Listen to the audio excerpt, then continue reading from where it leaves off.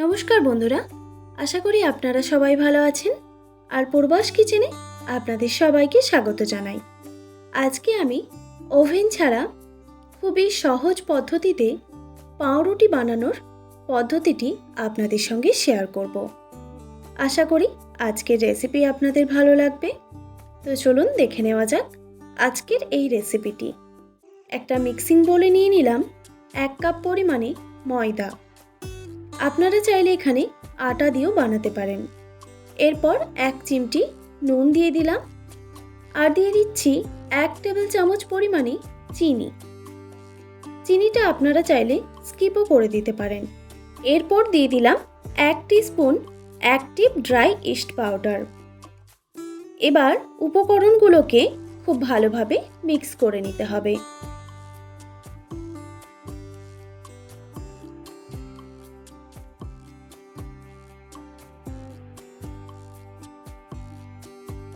শুকনো উপকরণগুলো খুব ভালোভাবে মিক্স করা হয়ে গেলে দিয়ে দিলাম 1 টেবিল চামচ পরিমাণে বাটার।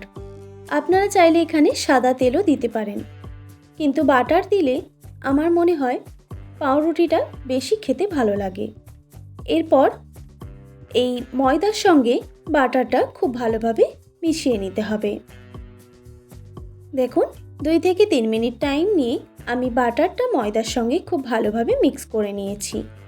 এরপর দিয়ে দিচ্ছি লিকুইড দুধ, তবে দুধটা উষ্ণ গরম হতে হবে। একটু একটু করে দুধ দিয়ে একটা ডো বানিয়ে নিতে হবে। আমি এখানে 1 কাপ পরিমাণে দুধ নিয়েছি, তবে 1 কাপ দুধ আমার লাগবে না।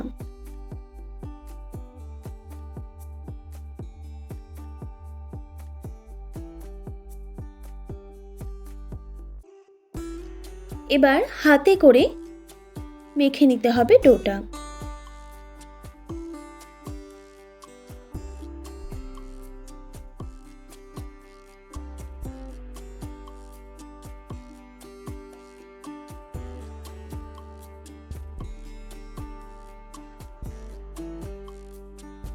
একটা ডো আমি বানিয়ে নিয়েছি।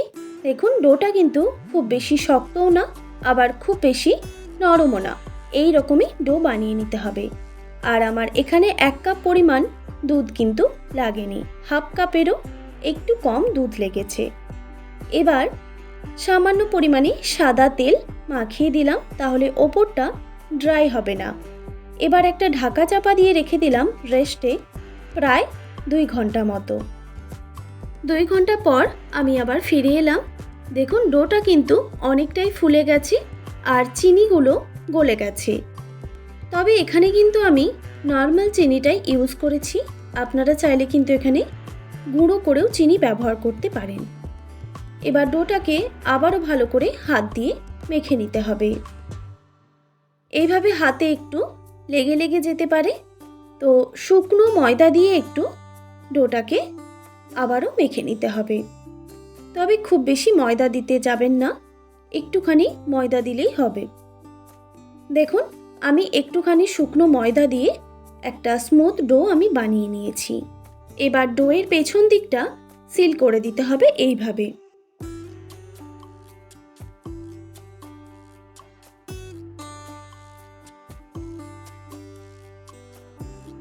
দেখুন একদম একটা রাউন্ড শেপ আমি দিয়ে দিয়েছি। এবার আমি এই রকম একটা বাটি নিয়েছি স্টিলের, এই বাটিতেই আমি রুটিটা বেক করে নেব। এর মধ্যে আমি সামান্য পরিমাণ বাটার ব্রাশ করে দিচ্ছি।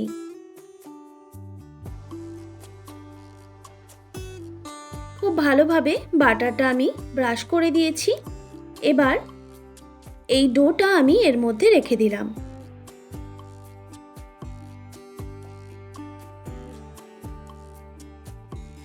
তারপর আবারও আমি ওপর থেকে বাটার ব্রাশ করে দিচ্ছি, তাহলে ওপরটা শুকনো হয়ে যাবে না।